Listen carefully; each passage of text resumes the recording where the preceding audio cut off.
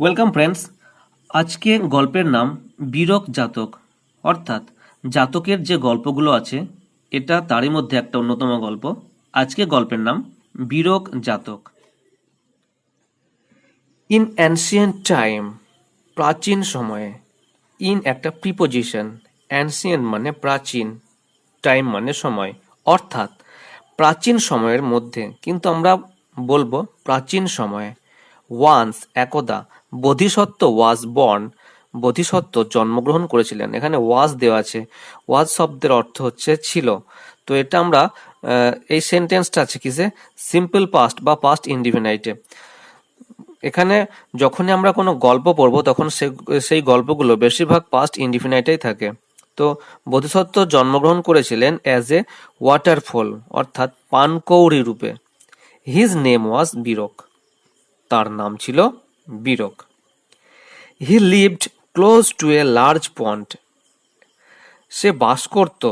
He lived, হি কি, হি মানে কি না, হি মানে সে, আর হি এটা কি প্রোনাউন, তারপর প্রোনাউনের পরে কি হচ্ছে ভার্বের সেকেন্ড ফর্ম, অর্থাৎ সেন্টেন্সটা অবশ্যই সিম্পল পাস্ট টেন্স। তো সে বাস করত close to a large pond, একটা বড় পুকুরের পাশে, at that place near the Himalayas, আর এটা হিমালয় পর্বতে অবস্থিত। প্লেস মানে স্থান, নিয়ার মানে কাছে, দা হিমালয়াস। আমরা জানি যখন কোনো যে সমস্ত জিনিস পৃথিবীতে একটাই থাকে তার আগে ডেফিনাইট আর্টিকেল ব্যবহার করা হয়। যেমন এখানে হিমালয়াস একটা পৃথিবীর একটাই আছে, তাই এর আগে দা হিমালয়া হয়েছে। যেমন দা হিমালয়া, দা কাঞ্চনজঙ্ঘা, দা গঙ্গা, দা পদ্মা। তো এখানে যেহেতু পৃথিবীতে একটাই আছে হিমালয় পর্বত, তাই সেখানে তার আগে ডেফিনাইট আর্টিকেল দা ব্যবহার করা হয়েছে। By sinking into the water, জলে ডুব দিয়ে।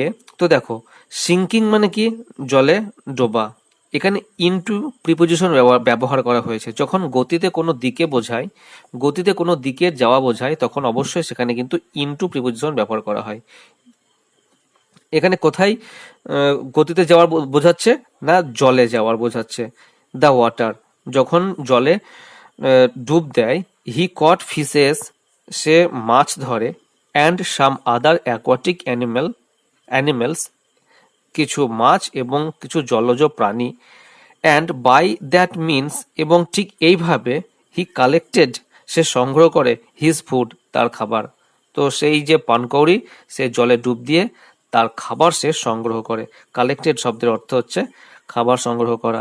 অ্যাকোয়াটিক অ্যানিমেল মানে হচ্ছে জলজ প্রাণী। বাই দ্যাট মিনস মানে ঠিক এইভাবে। ওয়ান্স একদা, এ ফেমাইন, ফেমাইন শব্দের অর্থ কি, ফেমাইন শব্দের অর্থ হচ্ছে দুর্ভিক্ষ। Once a famine broke out, broke out কথাটা এসেছে ব্রেক আউট থেকে। ব্রেক আউট শব্দের অর্থ হচ্ছে প্রাদুর্ভাব বা ছড়িয়ে পড়া। In in the kingdom of Kashi, তো কাশিতে কি ছড়িয়ে পড়েছিল, দুর্ভিক্ষ। And the crows of that, এবং সেখানেকার কাকেরা, ইন দ্যাট কিংডম, সেই রাজ্যের কাকেরা, began to fly away to other places, অন্য জায়গায় উড়ে চলে যেতে থাকে। তো ফ্লাই মানে ওরা, অ্যাওয়ে মানে দূরে। যখন ফ্লাই অ্যাওয়ে মানে দূরে চলে যাওয়া, টু আদার প্লেসেস অন্য জায়গায়। তো সেখানকার কাকেরা কি করে না, অন্য জায়গায় উড়ে চলে যেতে থাকে। ওয়ান্স এ ক্রো নেমড সাবিস্তাক, এক সময় একটা কাকের নাম ছিল, ওয়ান্স মানে কি একদা, একটা কাকের নাম ছিল সবিস্তাক। অ্যাকম্পানিড বাই হিজ ওয়াইফ, সে তার স্ত্রীর সাথে ছিল। Took shelter in the forest of the Himalayas, তো সবিস্তক নামের একটা কাক তার বউয়ের সঙ্গে বা স্ত্রীর সঙ্গে সেই হিমালয়ের জঙ্গলে তারা আশ্রয় নেয়, আশ্রয় নেয়। দেখো, নেমড মানে নাম, সবিস্তক মানে ওই যে কাকটার নাম। অ্যাকম্পানিড বাই মানে কি, একসঙ্গে। হিজ ওয়াইফ তার স্ত্রী। টুক, টুক কথাটা এসে টেক থেকে, টুক টেকেন। তো এটা টেকের পাস্ট ফর্ম, অর্থাৎ V2। শেল্টার মানে আশ্রয়, ইন দ্য ফরেস্ট সেই জঙ্গলে, of the Himalayas. One day they come near that large pond, একদিন তারা সেই বড় পুকুরটার কাছে আসে। ওয়ান ডে, একদিন। দে কেম, তারা এসেছিল বা আসে। যেহেতু এটা কেম আছে, কেমটা কি না কামের past form. Near that large pond, সেই বড় পুকুরের কাছে। লার্জ মানে বড়, পন্ড মানে পুকুর। While wandering in search of food, যখন তারা খাবারের সন্ধানে ঘুরে বেড়াচ্ছিল। ওয়ান্ডারিং মানে ঘোরা বা কোনো জিনিস খোঁজা। ইন সার্চ অফ ফুড, কি জন্য ঘুরছিল বা খুঁজছিল? ইন সার্চ অফ ফুড অর্থাৎ খাবারের সন্ধানে। The crow saw the waterfowl, কাকটি সেই পানকৌড়িকে দেখে। To dive into the water and rise up above the water with fishes in his beak. তো কি দেখলো না, সেই পানকৌড়িটা জলে ডুব দিচ্ছে এবং সে মাছ, সে ঠোঁটে করে মাছ নিয়ে উঠছে। তো দেখো, ওয়াটারফল মানে আগে বলেছি পানকৌড়ি। টু ডাইভ মানে ডাইভ ইনটু, এখানেও দেখো ইনটু প্রিপোজিশন ব্যবহার করা হয়েছে। ডাইভ, ডাইভ মানে ঝাঁপিয়ে পড়া। ইনটু মানে ইনটু ব্যবহার করা হয়েছে। ইনটু ব্যবহার করা হয়েছে কারণ এখানেও সেই জলে, কিন্তু জলের নিচের দিকে যাওয়া বোঝাচ্ছে। তো আমি কি বলেছি, যখন কোনো কিছু গতিতে কোনো দিকে যাওয়া বোঝাবে তখন কিন্তু ইনটু প্রিপোজিশন ব্যবহার করা হবে। এখানেও সে তাই। ডাইভ অর্থাৎ ঝাঁপিয়ে পড়তো, ইনটু গতি বোঝাচ্ছে, কোনো একটা দিকে যাওয়ার বোঝাচ্ছে, তাই এখানে ইনটু প্রিপোজিশন ব্যবহার করা হয়েছে। দ্য ওয়াটার, জলের দিকে। অ্যান্ড রাইজ আপ, এবং যখন উঠতো, অ্যাবভ দ্য ওয়াটার, জলের ওপরে। With fishes in his beak, তার ঠোঁটে কি থাকতো না মাছ থাকতো। The crow said to him, কাক তাকে জিজ্ঞেস করলো। We have to come from the kingdom of Kashi. We have to come, আমরা এসেছি। From the kingdom of Kashi, Kashi রাজ্য থেকে। কিংডম মানে কি রাজ্য। There have been broken out a ফেমাইন।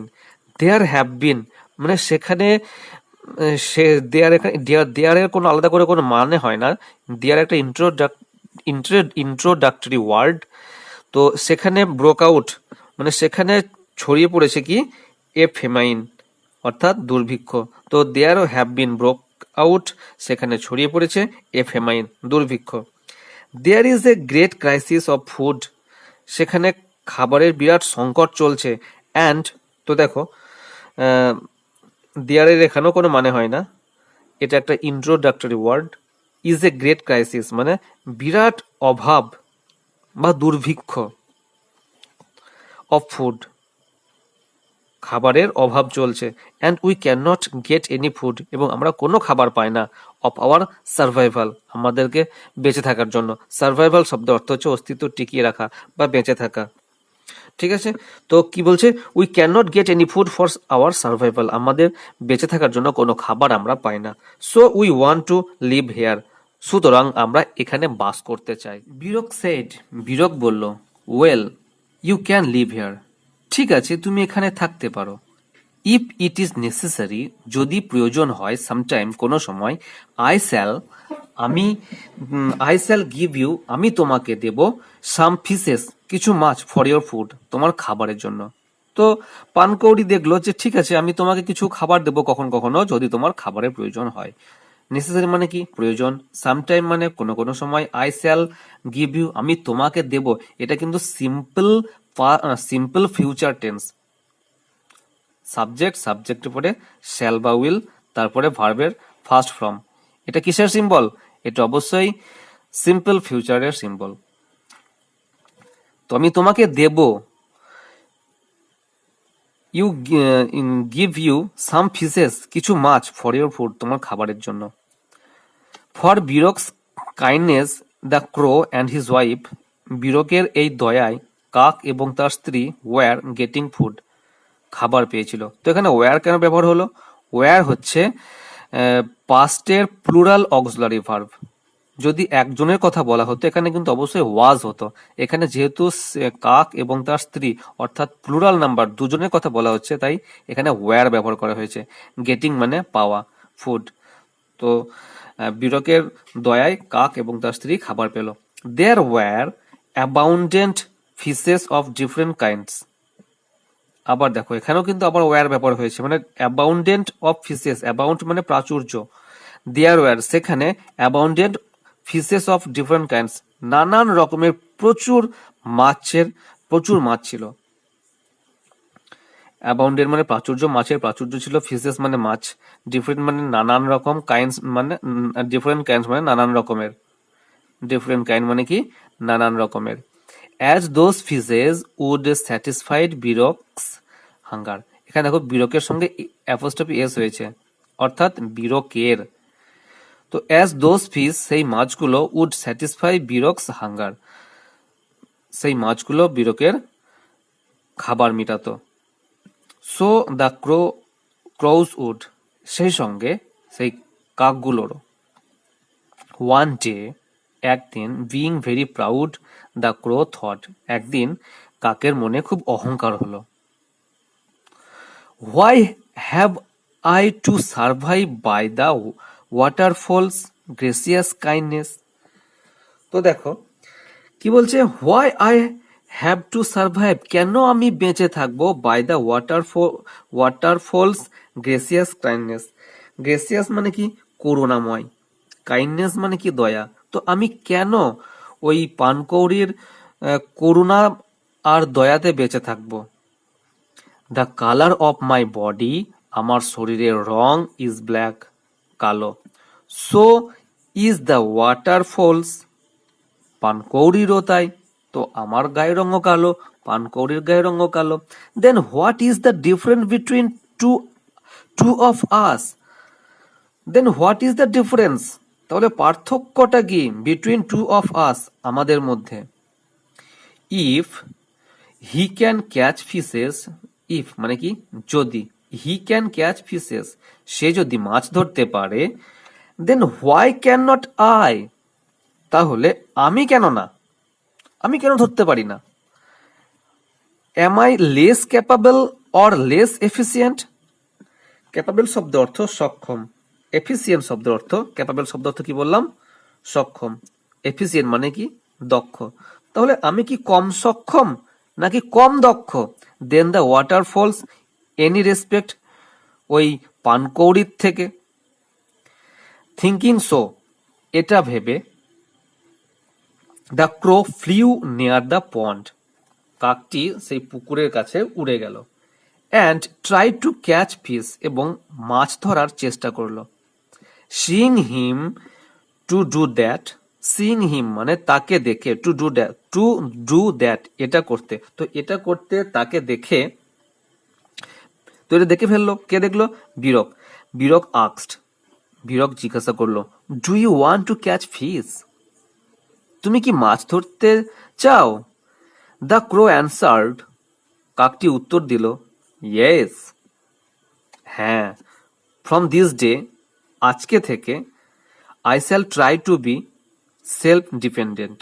I shall try to be, subject, shall, ভার্বের first form, contains simple future. তো I shall try, আমি চেষ্টা করব, টু বি সেলফ ডিপেন্ডেন্ট, অর্থাৎ স্বাবলম্বী হতে।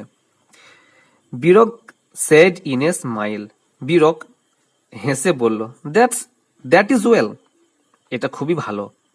But don't go down the water to catch fish, কিন্তু মাছ ধরার জন্য তুমি জলে নেমো না। You will be drowned in water and die, তুমি জলে ডুবে যাবে এবং এবং তোমার মৃত্যু হবে। ড্রাউন্ড মানে কি, ড্রোন মানে ডুবে যাওয়া, ডাই মানে কি মৃত্যু। ইউ উইল বি ড্রোন, তুমি ডুবে যাবে, ইন ওয়াটার জলে, অ্যান্ড ডাই এবং মৃত্যু হবে। তো আজকে এটুকুই পড়লাম। ভিডিওর ডিউরেশন আমি আর বাড়াচ্ছি না, অনেক বড় হয়ে যাবে, নেক্সট পরের ভিডিওতে দেব। তো ভিডিওটা তোমাদের যদি ইনফরমেটিভ বলে মনে হয়ে থাকে তাহলে অবশ্যই একটা লাইক করে দিও, আর এরকম ভিডিও নিয়মিত পাওয়ার জন্য অবশ্যই আমার চ্যানেলটাকে সাবস্ক্রাইব করে রেখো। আজকে এ পর্যন্তই, দেখা হচ্ছে পরের ভিডিওতে, বাই।